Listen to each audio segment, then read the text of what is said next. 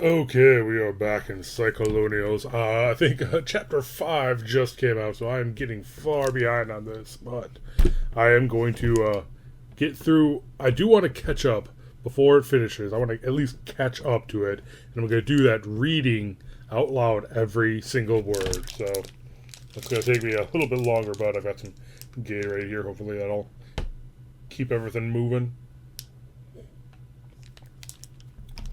Yeah.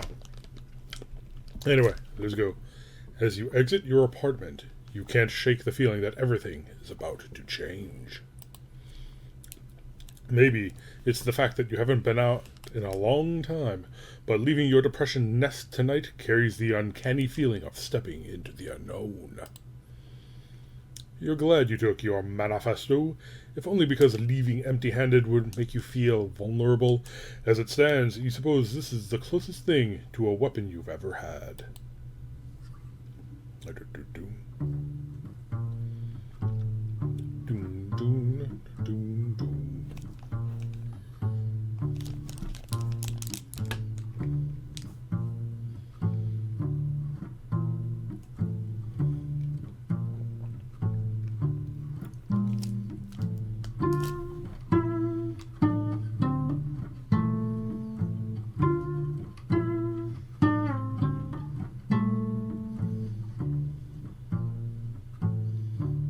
No, stay awake.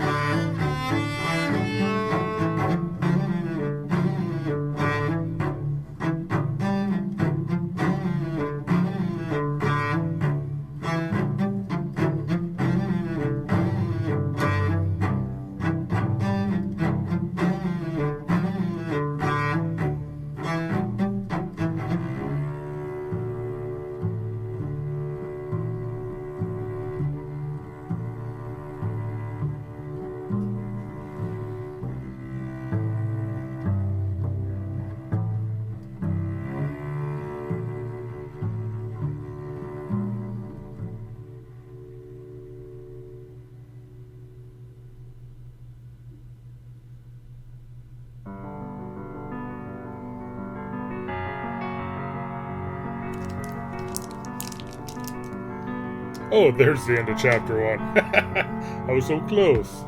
And, that took a turn. Well...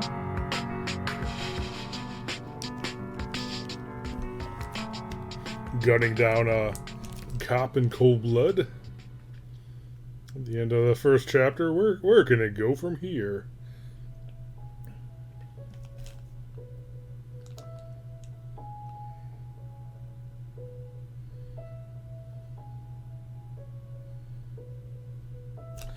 I gotta click interlude.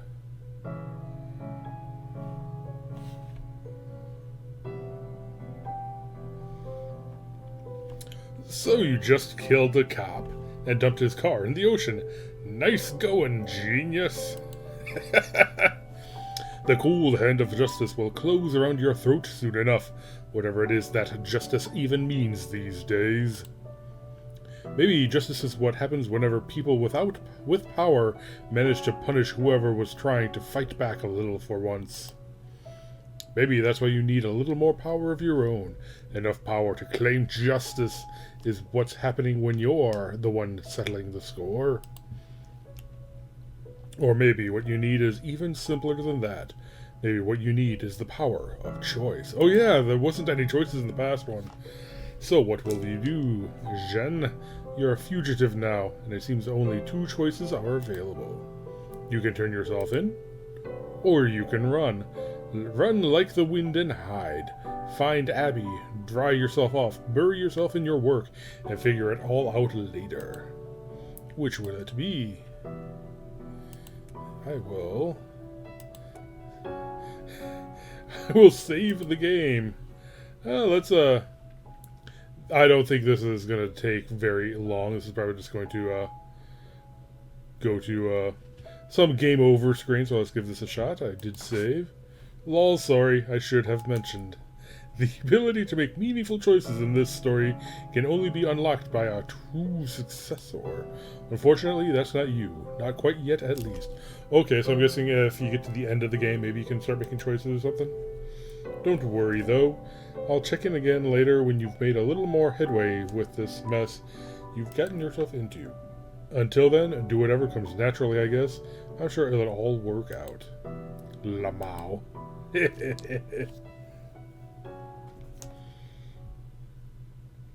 Chapter 2, Pranksis.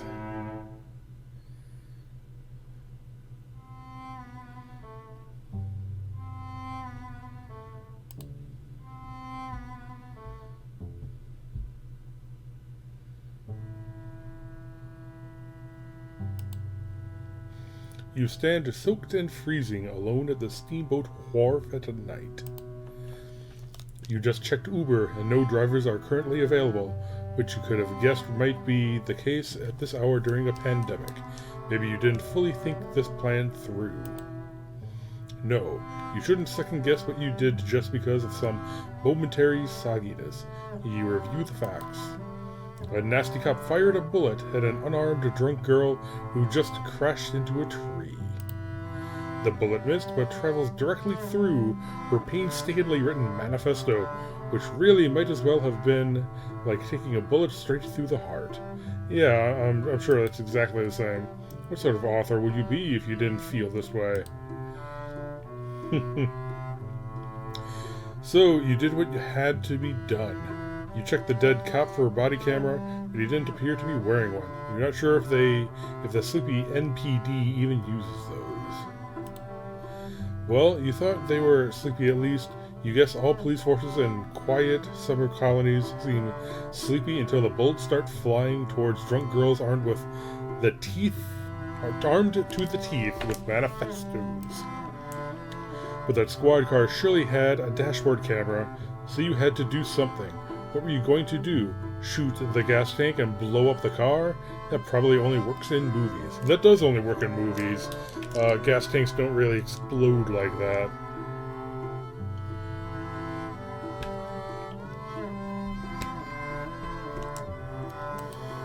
And the water is right there. You're completely surrounded by the stuff, actually. Now, the only evidence linking you to the scene is your wrecked car, registered to your name. in the immediate vicinity of a dead cop without a squad car. Okay, that sounds pretty incriminating. When you put it that way, you have to think about how to handle that, but more importantly, you really need to get out of here. You check Uber one more time. Now it says there's a ride available, 6 minutes away. That's a relief. It'll give you some time to improvise an alibi. You dial 911 and think about what you're going to say before hitting the dial button. The dispatcher picks up and asks you about the emergency. You try to sound calm, because it's not a real emergency, not when it comes to the role you're playing right now. You're still cozy and warm in your apartment. You just don't know where your car is. I don't know if this is a real emergency. I just don't know where else to call. I'm pretty sure my car was stolen. Yeah, totally. The dispatcher goes through the motions, asking for your name and other relevant information, and no reason to hold anything back. You just want them to know who you are so they can rule you out when they find the body and the wreck. You then continue weaving your improvised story. Oh yeah, you're screwed, lady. For one, they can actually track like which cell phone towers and whatever your phone is connected to. They might find that if you have traveled far enough from your home, they're going to see, oh, you're not actually in your apartment making this call right now, and you'll have to account for that. And also, like if your car does not show signs that it was hijacked or whatever, I'm sure you probably took your keys with you, or they might. If you left your keys in there, then they'd be like, okay, why do they have your keys? And you have to make up some stories to how they broke into your apartment, stole your keys and whatnot. And you'll have to, basically, now that you've set up the dominoes, you got to keep setting up more dominoes. And yeah, good luck. Anyway, continuing on. Yeah, so I think it might have been my abusive ex-boyfriend. He's been snooping around lately. And he has a spare set of keys. The fucker never gave them back to me. If you left your keys in there, they're gonna be like, okay, well then where are your keys? You are still the prime suspect here. It's not a convincing alibi. The dispatcher asks about him. Damn, you didn't think that far ahead. You continue spinning. Oh, his name? They're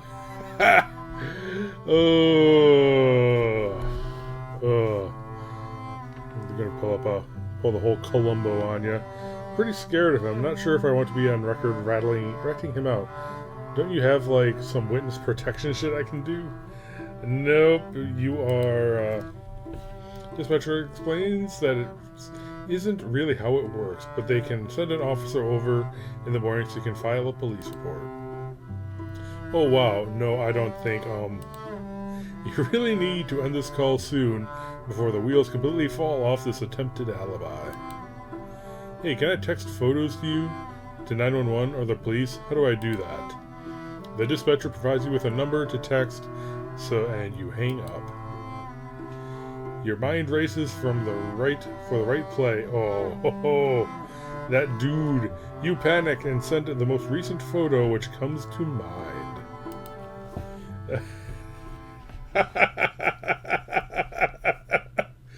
Oh, the train wreck begins. You cannot turn away. That probably was not the best idea. Maybe you should have just hung up after saying you were scared to give his name, but you just had to go further with the bullshit. Witness protection program? What the hell was that? Oh well, it's done. It's a small wrinkle in your alibi, but you think you've easily done enough to leave the police feeling confused about what happened tonight. Oh, lady. Your Uber's here, not a moment too soon. You are freezing and exhausted. Somehow, role-playing on the phone with the first responder has been more psychologically draining than exchanging gunfire with one.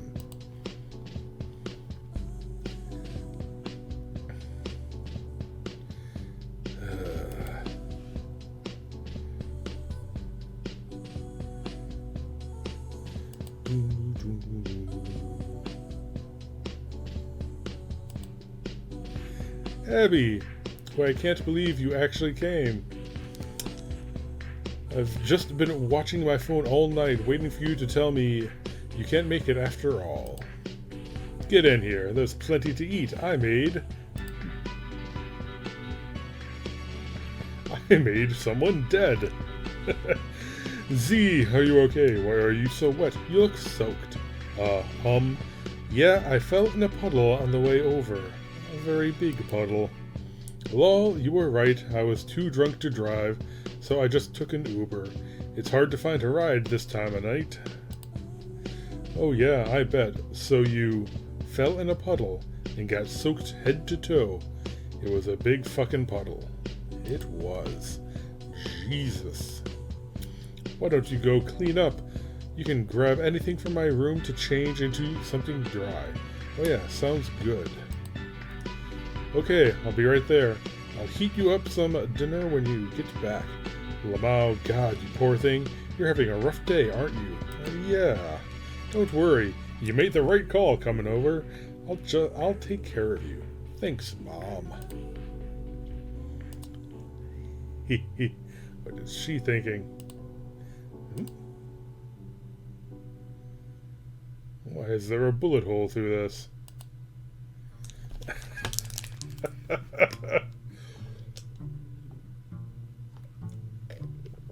You can't bring yourself to tell her yet. Tonight was too much. You just need an evening to unwind without making Abby freak out about your cop murder. You're sure you'll get around to telling her later if you can think of the right way to break it to her. She's been too good a friend to saddle her with the disastrous karma you can't seem to avoid stockpiling. Or perhaps you aren't stockpiling karma so much as dharma. Or maybe it's some chaotic juxtaposition of the two concepts. Baby, you've been key-mashing your whole way through life. Only now is your soul reaping the auto-corrected consequence of this haphazard practice. Gotta ditch this. You stash it in one of the bottom drawers, underneath some junk. She'll probably never look in there. You guess you could have tossed the gun too, sent it to a watery grave along with the squad car. But now you're technically a fugitive. You trust the future even less than you did at the start of the day. There's no guarantee you won't need this again later. You didn't ask for this shit. Well, yeah, you did by, shooting the dude, but yeah, you guess you shouldn't have been driving drunk, but why should that mean you're suddenly dodging bullets from one of your NPD's finest? Whatever. The pig is dead, but you know the matter isn't done with you by a long shot. It'll keep haunting you unless you start fighting back. This was the gift that departed officer gave you tonight. He lit a fire under your ass with his death. An albatross that'll hang around your neck for the rest of your life, but you suddenly decided not to see it that way. The true gift he gave you was resolve. You're so pissed about it, now you know you're on the right track. Your ambivalence about rebooting your brand is completely gone now. In its place is the same rage and disgust which led you to write your manifesto in the first place. So now there is no turning back. No turning back. The work must be completed. There is no other goal. There is no salvation. Only the manifesto. Rage and disgust for injustice, for the systemic evils of this nation, for the weakness and compliance which quell the righteous outrage of its citizens. And now, several years after its completion, there's even more to be mad about. Persecution from the miserable wretches online who cancelled you. The ensuing mental breakdown which caused your life to spiral until you ended up on this island. And now, on top of all that, an almost certain shitstorm brewing from law enforcement once they start piecing together what happened tonight. Well, they can do their worst. All the dirtbags out there can have at you soon enough, because you won't be hiding for much longer. Your brand is about to get a very serious facelift. And once you step into the spotlight again, from now on, people are going to find it a lot harder to ignore what you have to say. You and Abby have a lot of work to do tomorrow. The next day.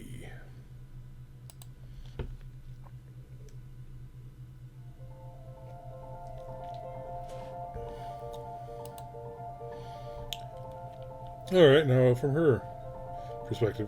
Your name is Abby. It's pronounced exactly as it's spelled. So that's made life pretty easy for you.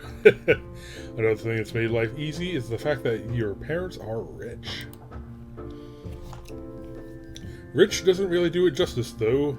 Most people who vacation on this island for the summer are rich. Relative to the average American citizen, your parents are billionaires. Not the kind that barely qualify. 1 billion has 10 digits, but they didn't seem content to stop at 10, and society was more than happy to oblige. They own the house you live in, which represents a minuscule rounding error in the grand scheme of their total net worth.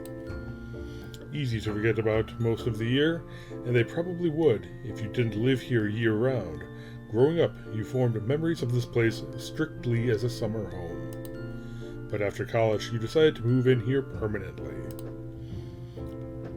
Mostly because it keeps them out of your hair. It's not the most convenient place to visit, so they never bother until the summer rolls around. And this year, it's looking more and more like the summer as you've once understood it never will. It's roughly 9 a.m., and you have just woken up. Later than yesterday, but that's okay. You were up late last night tending to your beleaguered friend, as even popular influencers need to sleep in sometimes. Your bedroom is tidy, and you always notice if it isn't. You make sure to keep it that way to reflect well on your brand whenever this room is used as a backdrop for your content. Ordinarily, you'd reach for your smartphone first thing in the morning after an extensive routine of cooking breakfast, exercising, and feeding your beautiful horse. But right after that, you go for your phone to check out the action surrounding your exceedingly well-trafficked accounts. But for whatever reason, today feels a little different. Instead, you decide to take in the environment. As a thoughtful influencer, you really can't spend too much time tweaking the appearance of the lifestyle you sell to the adoring public. Nothing is left to chase. Your posters are carefully chosen and arranged to broadcast the preferred aesthetic to your crowd, and that aesthetic turns out to be a simple composite of your interests. Which, judging from this wall, appears to be BTS, horses, and, well, that's about it. Your mind is a train that chugs along precisely 2 narrow rails. You'd almost be embarrassed about the single-mindedness of your enjoyments, but what can you say? You like what you like, and you make no excuses. Your fans are nothing if not supportive of these twinned obsessions. You get a little closer to hanging graphic into... Hold on. Okay, something in the music. It's like a knocking sound. And I've got my headphones on right now. It's making it sound like there's something knocking around inside my room here. Like someone was, knocking on the door, knocking on the window or something. Really weird. So it's kind of thrown me off. Anyway, so you get a little closer to a hanging graphic depicting your favorite boys. It's hard to resist basking in their glow every now and then. BTS is an extremely popular K-pop group, and you are a vocal member of ARMY, which is what the fandom calls itself. You estimate you spend the majority of your waking hours contemplating these 7 extraordinarily beautiful boys. Your bio says you're bisexual, but you often like to joke in your posts that you would like women as well as exactly 7 men. That's it. You are also an avid Jikook truther. I don't know what that is. Which is to say you strongly believe in Jimin and Jungkook. I guess those are members of BTS, I'm sure all you K-pop fans watching this are cringing horribly at my terrible pronunciation. I do not follow the group, so I am pronouncing this absolutely incorrectly, I am sure. Jungkook, I don't know, are secretly in love with each other. Oh yeah, shipping. The shippers, the Fujos be shipping. But you don't consider this a theory or even a particularly well-kept secret. The evidence is overwhelming, and those who refuse to concede to these stone-cold facts are blind, delusional charlatans. You've even written a manifesto on the subject, which, as you told Z before, is something only crazy people do. But you're the one exception to that rule, since when it comes to the subject, you aren't crazy at all. Your eyes are wide open. Your wide-open eyes wander to another poster featuring a number of majestic stallions. What else is there to say in the matter? You just plain fucking love horses. Enough said. Yeah, you think so. Horses kick ass. The end. Kind of the running joke there is that Andrew Hussie is a big fan of horses, so he had like a lot of horse imagery, and Homestuck and all that, and bought a painting of some football player with a horse. I think that was like one of the stories from back then. So yeah, Andrew Hussie's just a horse fan too, so he's kind of go poke that in there. So anyway, you meander towards your desk. Mostly cosmetic and hair supplies live there. Well, should that be mostly cosmetics? Okay, I think if you're talking about like the makeup and whatnot, it's cosmetics, but whatever. Blah blah blah. Plus some other silly stuff to keep things fun whenever you stream content from this whenever you stream content from this station. Okay. Verb, not noun. Okay, little conversation pieces, things for your fans to notice and comment on.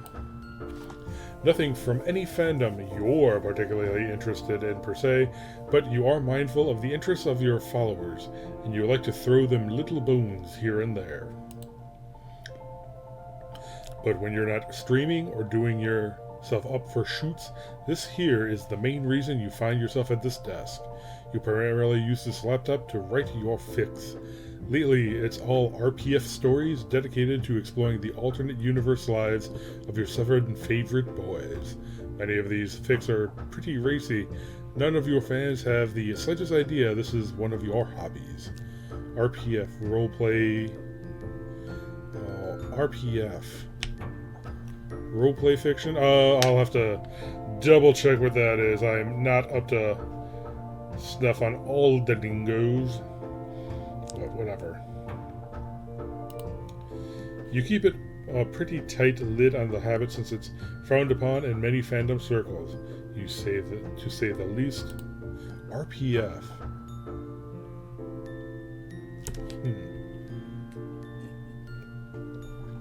Okay, the truth is you think you'd get crucified if it got out, but you're not much like Z, and don't throw caution to the wind as she has in her past. Your brand is a tight ship. Well, except for when it comes to effusively sharing your sexual exploits with followers. In that sense, it's quite a loose ship. But when it comes to writing fiction, that's a whole different can of worms, and heads will understandably roll if the wrong types of online stories were to be associated with your name.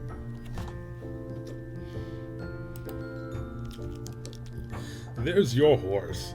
His name is David Hasselhoof. Your parents got him for you as a high school graduation present when he was just a wobbly-legged little colt. That makes him almost 10 years old now.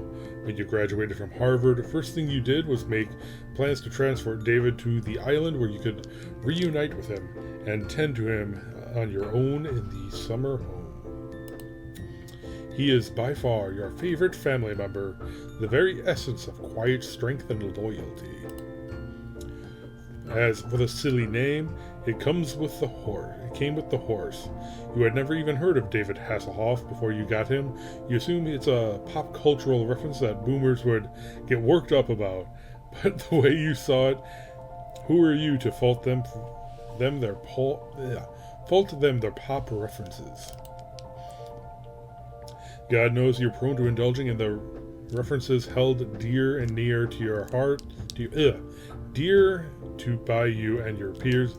Alright, some weird phrasing on some of this stuff. So you can't possibly begrudge your elders the same simple joy. Besides, you thought the name was cute. Your phone is buzzing. Who could it be? Oh, it's Z, starting a video chat. Not out of the ordinary, but quite ridiculous in this context, considering she slept in your house last night. Z, what up? Abby, hey, you're awake. Kinda. Why don't you come downstairs? I'll make you something. Check out this bitch who can't seem to stop feeding me. What did I even do to deserve this bed and breakfast shit? You do realize I suck, right? You've been living a very unhealthy lifestyle. I just want to help you recuperate before you sink back into your den of despair. I don't know if I'll be going back anytime soon. Your parents' huge bed is super comfy.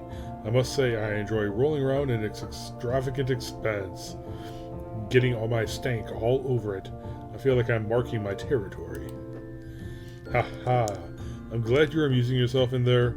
I pissed on it actually, to really get the job done. Lol, no you didn't. Sure I did.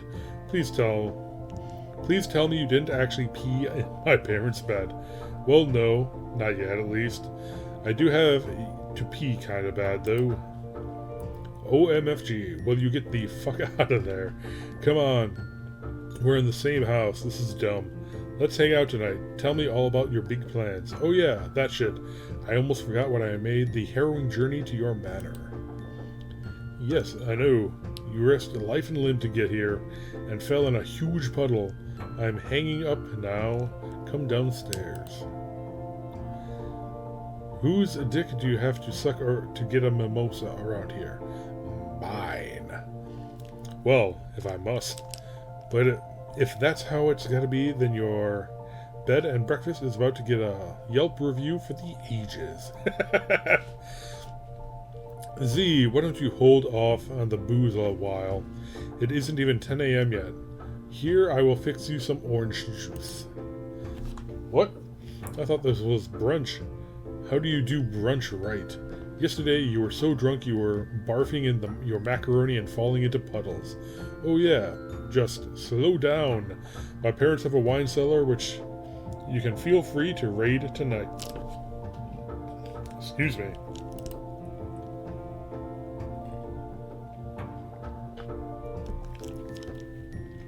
Wow, nice. The Yelp review just got a lot better. Good enough to bury the tawdry dick-sucking lead, at least. Is that how you, spell lead in this context? Huh, I guess I would have thought it'd be spelled, the common L-E-A-D, but learn something new every day. Lol. So, speaking of last night and falling into puddles, what about it? Well, you were completely soaked last night. But I noticed your manuscript was dry. Okay, so I lost my balance and I could tell I was heading right for that puddle. The huge puddle? Yeah. And I didn't want my thing to get wet, cause printing out another one would just be a fucking pain. So, as I was falling, I used my quarterback arm and launched it to safety, and then splash, down I go. The Tower of Lies grows ever taller. Why is there a hole in it? Oh, that's a hell of a story. Now, a bullet would not actually make a really nice, neat, clean hole like that. So, but, whatever. It looks like a bullet hole. Oh yeah, it is. I shot my own fucking manifesto. Huh? You mean last night? No. This was years ago. When I finished the thing. Remember my whole mental breakdown? Oh yeah, I mean, you've told me the story, but I guess not all of it. The day I finished that thing coincided almost exactly when all that was going down. like when my dad died and I dropped out of school and then completely fell apart and said all that crazy shit online. I also finished my manifesto and guess I shot it due to going nuts. Well, you're the one who tells me only crazy people write manifestos. Is it really that surprising I'd pop a cap in my own magnum opus? I guess not. I have to admit I feel kind of crazy maintaining my own manifesto, but I don't think I would ever shoot it. This just means you can't be all that passionate about it. Oh, excuse me, but that is bullshit. I mean every word of it with all my heart. You should read it. Abs, I'm not reading your sordid K-pop manifesto. And why not? I'm trying to understand your stuff and help you with it, because you don't need to sell me on anything. If you say that your boys Jim Cook are fucking each other, then I believe you. Your boys... Okay, is that like the name of the ship? I don't know.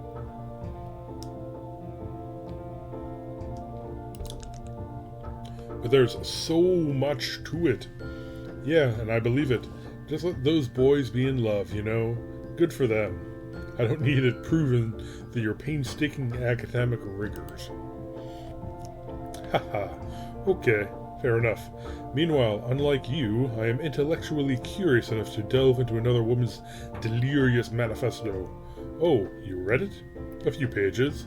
That is, what little I could glean around the gaping bullet hole. Ha ha ha. So what do you think? It's unsurprisingly quite intense. I'd expect nothing less. It's also very, clown heavy. Yeah, it's all about clowns.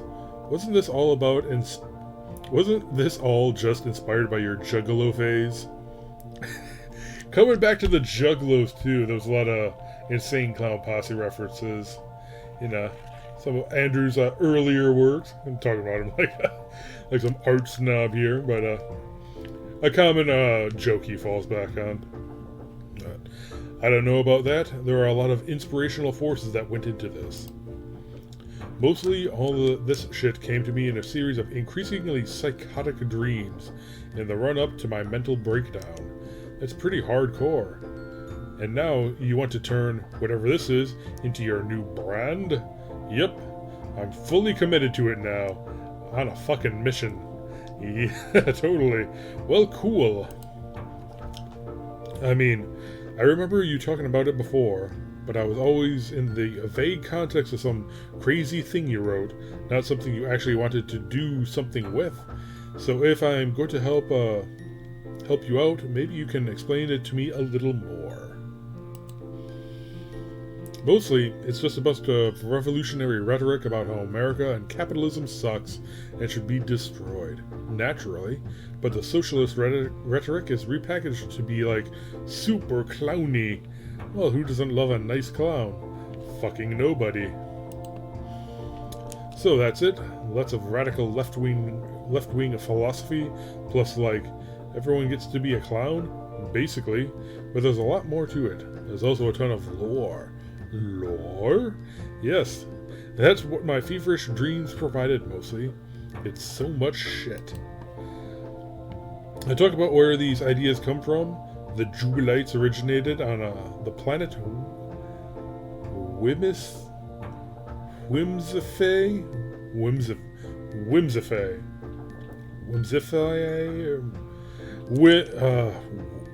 Whimsify. Okay, I'm going with Whimsify here. It's a made-up word anyway, so...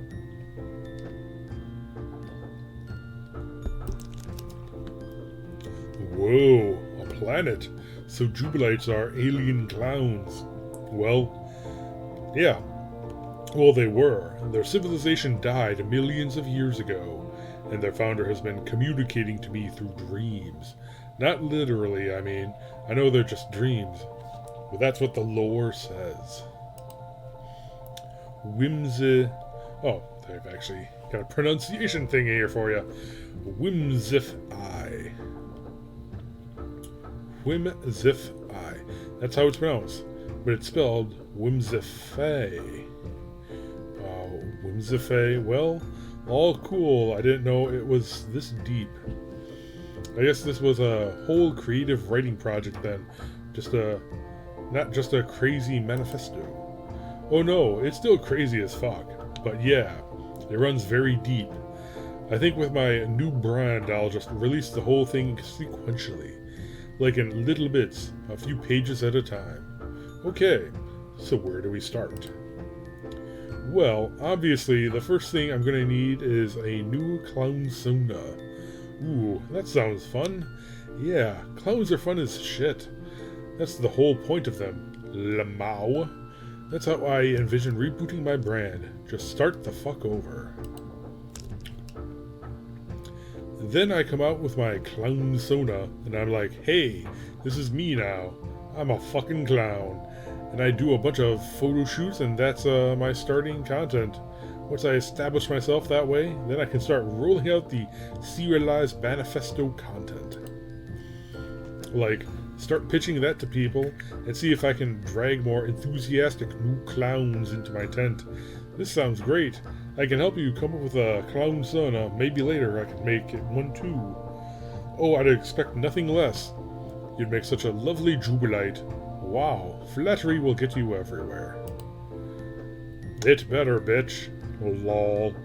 How about after breakfast we head up to my vanity mirror? We can give you a whole glow up. A clown up. Hell yeah. Later. Well, at least that music with that knocking sound is over. This needs to be better than my old Juggalo clown sona. What did that look like? Do you have photos? Probably, but it just looked like some edgy teen piss. You don't need to see that shit. It will contaminate our results. Did you also cosplay a long time ago? You should be an old hand at this. Maybe you don't even need my help. Yes, I did when I was a kid. But you don't have nearly the amount of gray makeup it would take to duplicate those results.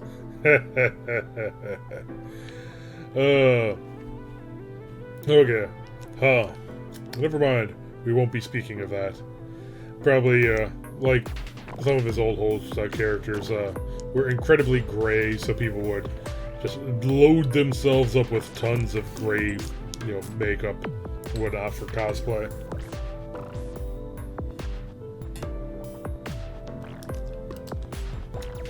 I just want to make some cool clown shit happen here. I think I want to do something with Z's. Z's? Like my name. Oh yeah. Here, let me try something. Oh, actually that's fucking sick. You like it? Yes I do. Abs for a ridiculous bimbo. You can be a genius sometimes. I mean, I did graduate from Harvard, you know. Yeah, by fucking all the professors, right? Well, yes, but isn't that what a genius would do? Yeah, I rest my case. Here, let me mess with this and look some more. Oh, look at you. This is so cute. It's not supposed to be cute though. It's supposed to be badass. Well, it's that too, but mostly it's cute. Because I know who's underneath. OMG. What? I don't know, maybe my clown sona is working too well. You're already hitting on me. Lamau. But I always do that. I know. But now I've added clown pheromones to the equation. It could be dangerous. Perhaps. So is that it? You think you're done? With the face, yeah. But obviously, I need some new ensembles. None of your clothes are going to cut it because you're an absurd giant. And I don't want to go back to my place anytime soon because, well, I just don't. We could always go shopping this week. More places are open for business than you would think. Yeah. What about a name? What? Doesn't your clown sona have a clowny name? No, I think I'll just keep my name. Since it's already, name I gave myself to replace my parent-given name. I'll rebrand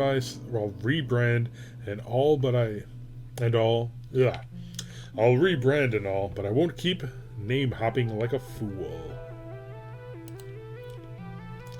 I guess that makes sense. Some old haters will link my new brand with my controversial past, but I don't even really care at this point. They can take their best shot, but I'm not running anymore. Am I allowed to make up a clowny name when I make a clown sona? Of course. That is strongly encouraged for all those who choose to clown up. Oh, I know what. I'll go with my old screen name when I was a kid. Apple Pie. Oh, I see. Well now, who's the one being fucking cute? I guess it was me when I was 10 years old and playing Neopets. But also, it's still you in your cute clown makeup. You're right. It's a shame to waste all this clowny cuteness on my gay mother who would think I was cute even if I took a shit right on her bedroom floor. Wow. So, why don't we take the new brand for a spin and see what the people think? But you don't have your new fits yet. Whatever, I'll just take a headshot selfie. You want in on this? Lol, okay.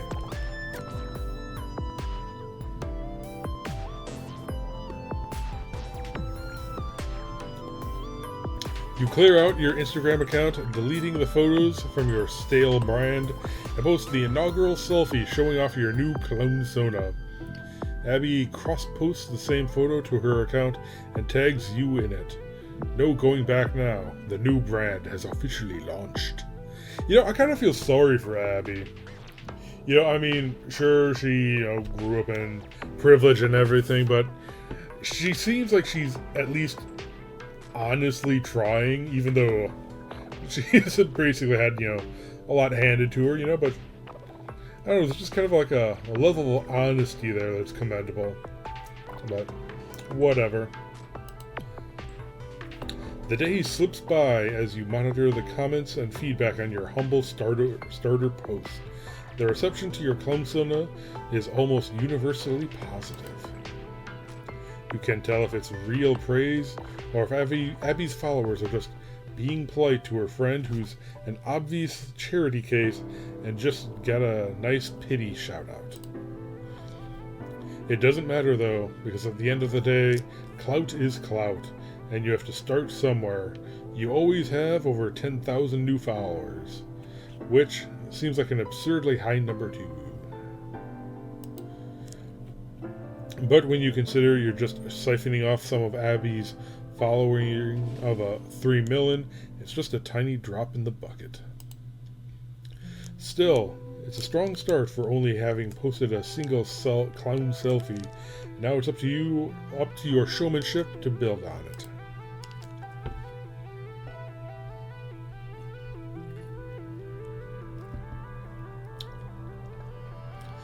Still clowned up, huh?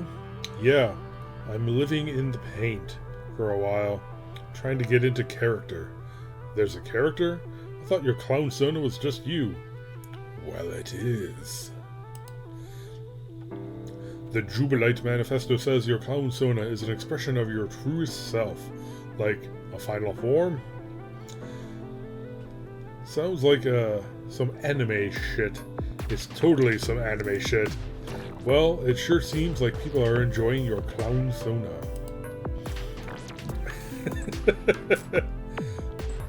Who is that on the shirt?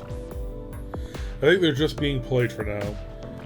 It's all a bit patronizing. Your followers just like whatever you do, so of course they're going to be nice to your weird clown friend. We'll see how they really feel once I start rolling out my actual content. I'm really curious to see where it goes. I'll just keep giving you shoutouts until we can get your brand to take flight. Can't believe what a chicken shit I was being about following you. This could be so fun. Oh, fun. The losers who'd have a problem with me supporting you aren't even worthy of my worth any consideration anyway. Yeah, basically. And besides, nobody's even said anything yet. Maybe because nobody has connected me with my previous problematic identity yet. I suppose that is one advantage to clowning up. You keep the old haters guessing. The haters will probably catch on soon enough, and then we'll see what actual consequences that will have. I don't just give a fuck anymore. I just don't give a fuck anymore. Correct order there. I hope they show themselves. Makes it easier for me to keep an eye on them. Yeah, whatever. Life is too short to worry about how the opinions of shitty people reflect on your reputation. We're just having some fun here. Speaking of which, looks like you found the wine cellar. Oh yeah. I highly recommend the 2016 Domaine Georges Rumiere Musée. I don't know these wine names, but excellent vintage. Well, if you say so. I don't actually know anything about wine. Neither do I. I just looked around the cellar and checked prices online. This was the most expensive shit I could find. It goes for $17,000 a bottle. What? Really? The internet says so, yeah. I had no idea my parents had such pricey stuff down here. I guess I shouldn't be surprised. Don't they also have a bunch of fucking Bentleys in the garage? There's one Bentley and a few other cars, but yeah. They spend money on a lot of stupid things. Maybe we should have saved this super expensive wine for a special occasion, though. Bitch, this is a special occasion. Just a couple of friends hanging out for the first time in forever. Clowning up, making plans to cause problems on purpose. Haha, you're right. If this doesn't count as a $17,000 night, then I don't know what does. Cheers. Let this mark the beginning of a long and fruitful endeavor to exploit the living shit out of your parents and their obscene hoard of ill-gotten wealth. I'll certainly drink to that. What else did you have in mind? Give me some time to build the brand first, then I'll let you know what's up. It's all related, you'll see. The suspense is killing me. I hope you're prepared to bring this level of showmanship to your new brand and not waste it all on me.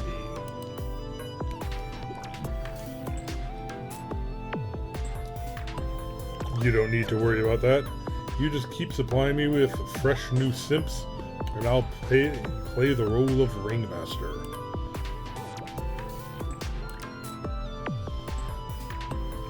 Abby, who's calling? Oh, nobody.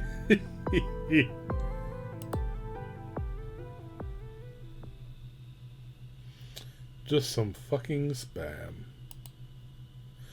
1 week later, she is in cuffs.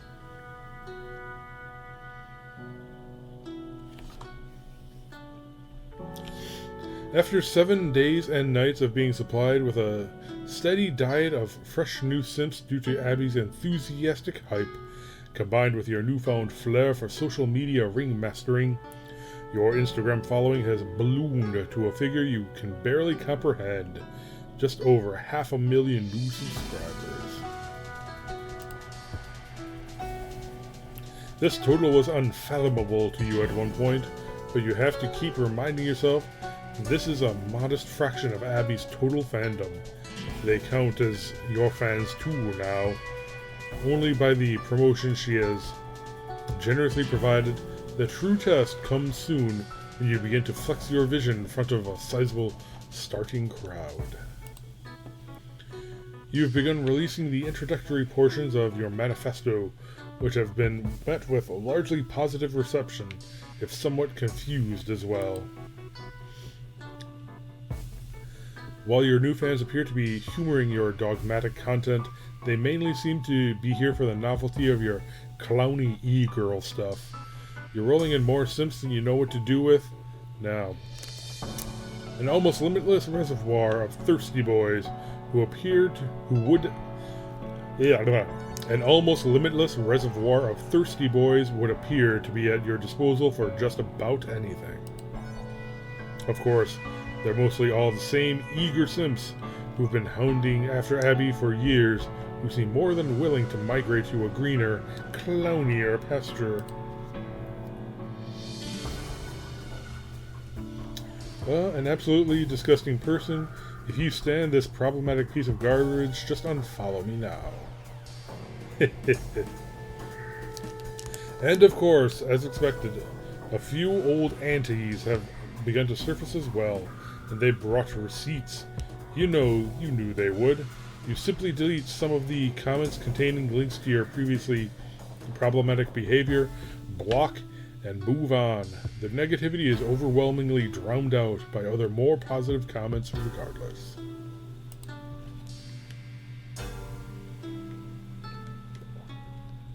This is a relief to see, and it helps you rise above the hate. What is this? But you don't rise above it before you take note of every single hater and anti who smears you in your comment section and elsewhere. You make sure to maintain a thorough list of every nasty piece of shit before you block, move on, and benevolently rise above the noise. They are nothing to you now, except motivation. Motivation to prove them wrong, to make them deeply sorry it ever even occurred to them to post unkind words about such a cute and creative clown girl with a sensational new brand. Have a friend that used to record the names of every character that killed them in World of Warcraft. We were playing on a PvP server at the time, so creating a kind of a kill list, virtual kill list, all in fun, you settle back down there, FBI agents watching this. It was kind of interesting, particularly griefers, but anyway.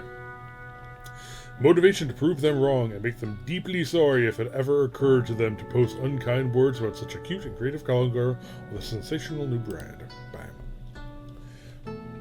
Your sharp rise on the coattails of your famous friend has all been good fun to monitor, but the fact is, you've barely even begun revealing the good shit.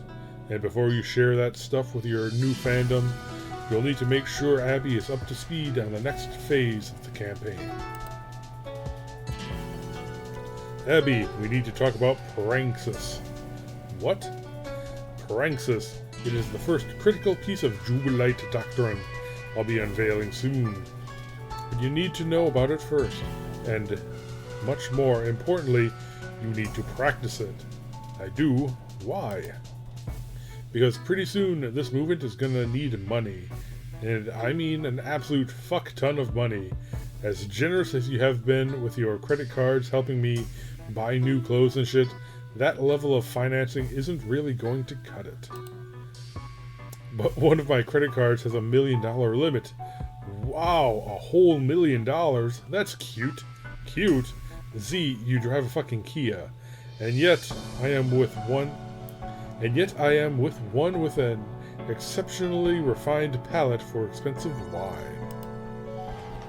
And I also know $1 million is a bullshit chicken feed number. You need to start thinking bigger. Maybe you should try to relax. Your account is off to such a good start.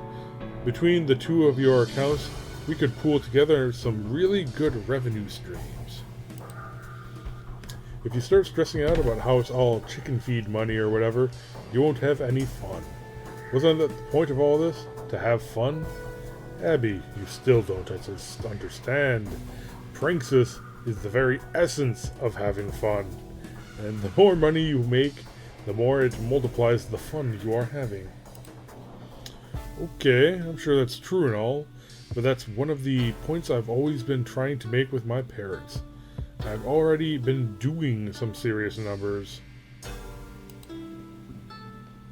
I know I half-assed my business degree, but I've actually been able to translate my following into a pretty profitable situation while having a good time doing it.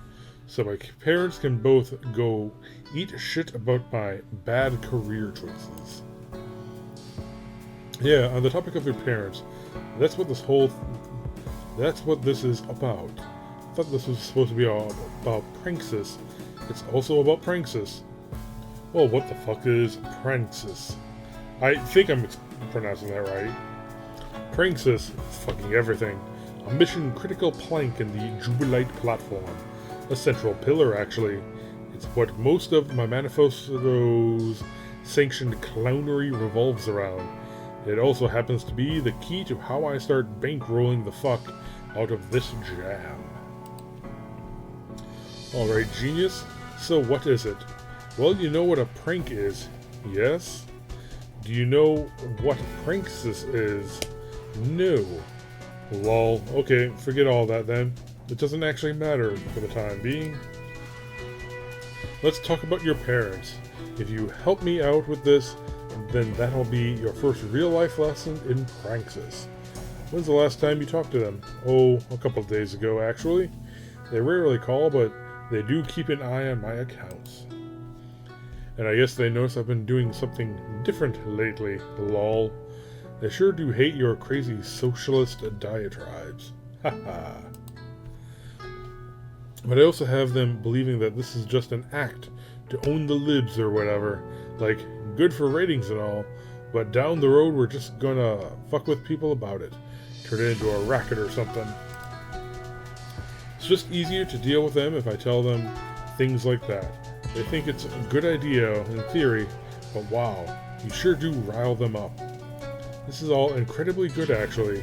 Abby, you didn't even know it, but you're quite naturally gifted with the art of Pranksis already. I am? Yeah, this is perfect table setting. Yeah, this is perfect table setting? That's a weird word, huh? Prepping the marks and all, so I don't even think I have much explaining to do here. I just need you to call them again soon. I already typed a bunch of notes for to hit in your conversation. Haha, okay. By now, you've become considerably more familiar with the finances of Abby's family. Over the past week, you pieced together a more complete picture through questioning Abby and a few other methods of research. Their political activity was some of the easiest stuff to find. Over the last 4 years, you've been steadily making huge donations to the Trump campaign. But more recently, it looks like they've switched to becoming heavy Biden donors. You're sure it's not for any ideological reasons, but likely due to the entire Trump charade looking more like a sinking ship all the time, especially in the light of the pandemic response and the economic fallout. You can tell this move must have been a bitter pill for her dad to swallow, and while he is kind of a dumbass, he's not so stupid as to let a perfectly hollow, easily corruptible president waltz into office without taking a whole bunch of his money first. Yeah, that's pretty much how politics works. The truth is, in the man's heart of hearts, you doubt he really gives a shit which senile rapist gets to run the show, as long as he gets to take photos with him at $50,000 per plate fundraising dinners.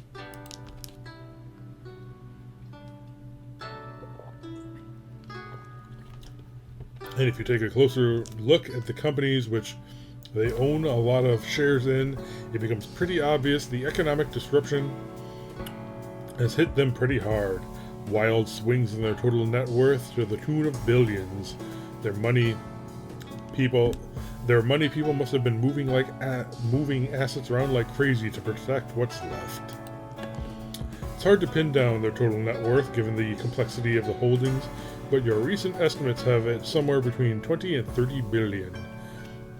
But probably not for long, depending on the economy, of course, as well as what you and Abby can manage to put into motion with your revolutionary new philosophy known as Pranksis.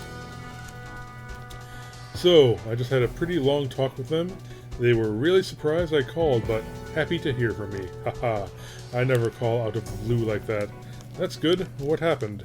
I just went through everything you listed for me. But naturally, you know, which meant I had to talk for a long time. Just bullshitting away with small talk, so I didn't seem suspicious. That's great. See, I told you. You barely need any coaching at all. Lamau, come on, Z. Why are you so surprised I'm good at working my parents? I've been bamboozling these people my whole life. Haha, I bet. Go on. I finally got around to bringing up the Bitcoin stuff again. Actually, it was really smooth because I already brought it up. What? Like a year ago? Remember that? Yeah, because I told you to... Okay. I know. Have you really been planning this for that long? At the time I thought you were just having me do it as a goof. It was a goof, but it also served the double purpose of laying the groundwork in case we ever wanted to finally make all this stuff happen. That's how you have to do it. Think long term and just make the most of future opportunities as they present themselves. Or create those opportunities like we're doing. Yeah, so I started babbling about Bitcoin shit again, per your notes, but I still feel like I don't know what I'm talking about when I get into it. I know you don't. It's good you sound a little confused about it, because you are. You're not supposed to be an expert. This is just stuff you've been reading up on a little. And all you're doing is priming them, right? So are you really going to hack all my parents' money?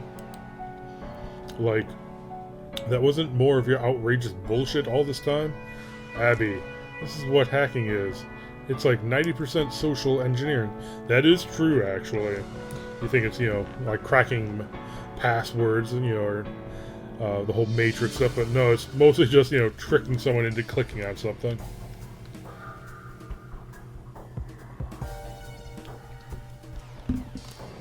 I need you to be patient. Plant all those seeds along the way. Set up points of psychological leverage. And when the time is right, you have like a little bit of low-end programming ready to go. This is all a lot easier than it sounds. It is? Yeah, I've been doing a bunch of stuff already. Well, I bet you have. Over the last week, I've been micro-targeting your parents on Facebook with ads for Bitcoin shit. Oh my god. For the service I want them to be using, of course. It's a real service. Deals in high-volume crypto transactions. The point is to get them to do real shit first, then get tricky with it a little later. Okay. I've also been emailing them shit that looks legit enough, kind of bombarding them with info, offhand testimony from trusted people, other rich fucks spooked about the economy. Now you're one of the human levers too. When the time comes, you're the one who pushes them to make the final move. Who are the trusted people? I mean, they're fake. It's all just me. I started a few fake chain emails, the ones boomers love to reply to and forward around. It's like catnip. They can't fucking help themselves.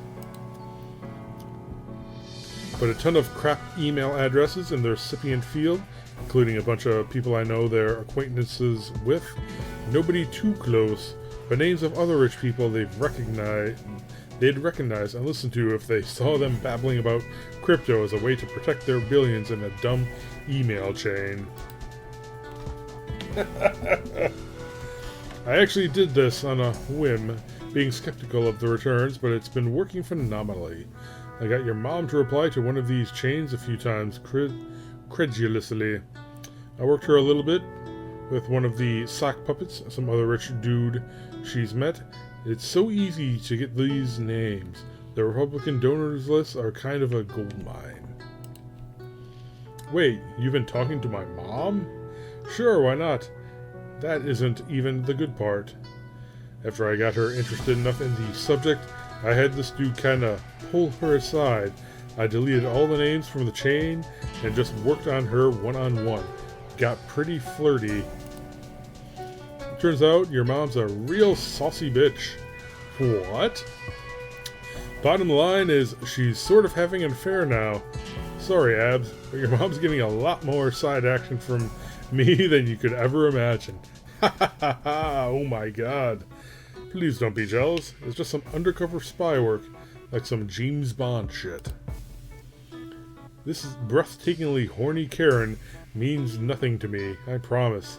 I'm losing my mind. Well, if I knew you'd be this hot and bothered by it, I would have just blindly copied you on all the emails. I mean, I still could.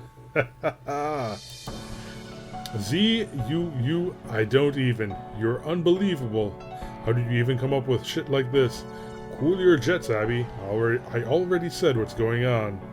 It's just a bit of playful prankses, that's all. Just a prank, bro. Not even that far along in the process, really. It's only phase 1. Phase 1? Yeah, I'm just setting them up. At the right moment, you, a trusted and beloved daughter who is famous and influential, will knock them down. Haha, okay. I believe you, but how do I do that? Fine, I'll just walk you through the play. The thing you do now is wait for the right opportunity. Everybody is already spooked about the economy, so we pick our spot. And when we do, we exploit their fears over more huge stock market losses to swoop in with the Bitcoin shit.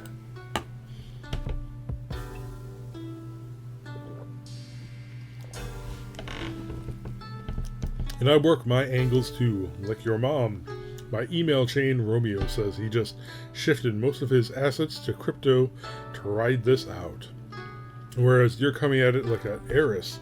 Just say you're trying to do your part to protect your family fortune. You push the same exchange site I've been pushing with my micro-targeting, so I get them to buy tons of bitcoins, and then you hack the coins? Lol, no. There's no hacking involved, just stealing. The exchange service really exists. It's a real way to buy coins, and you put them all in a wallet. Their financial people will agree this is a sound way to do it. It's solid and vetted. I don't expect them to do anything with their money, guys. Wouldn't sign off on. We just step into the middle of the process, the part where your dad stores the shit in the digital wallet. I designed a spoof wallet site that looks like and functions exactly like the one on the real site he's buying from. Similar URL, even asks for a password first. Do you have his password? Lol, no. Don't you see yet?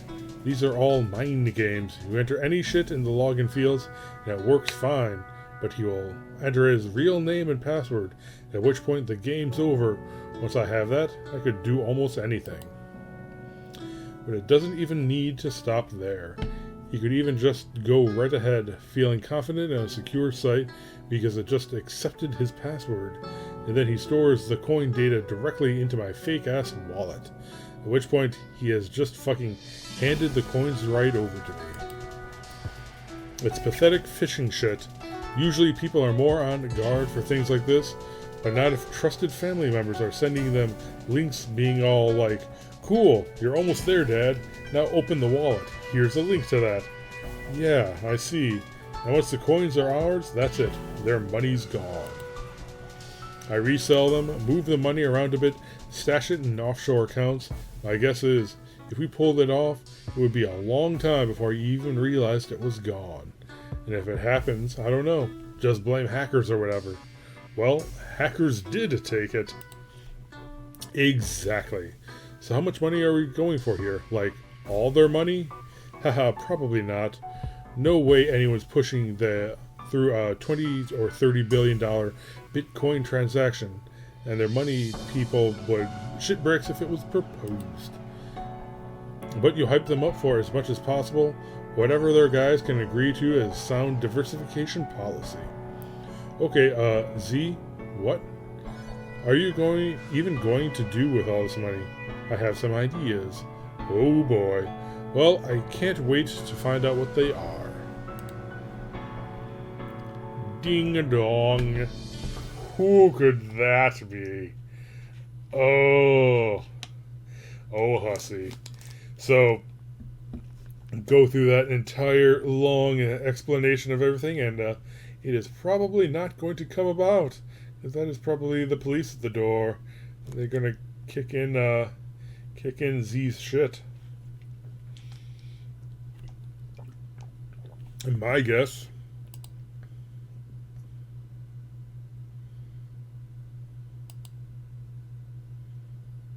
Uh-oh.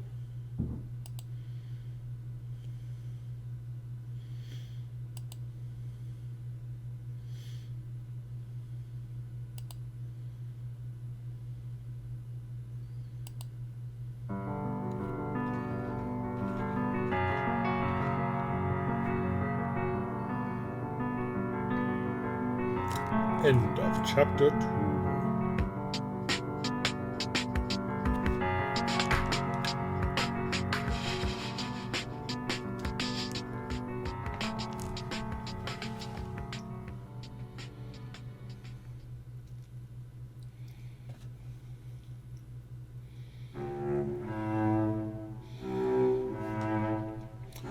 Okay, so chapter 3, Wild Card. Alright, I think that's a good place to end this right here. So it looks like each chapter takes about an hour, 15 minutes, maybe hour, figure an hour and a half.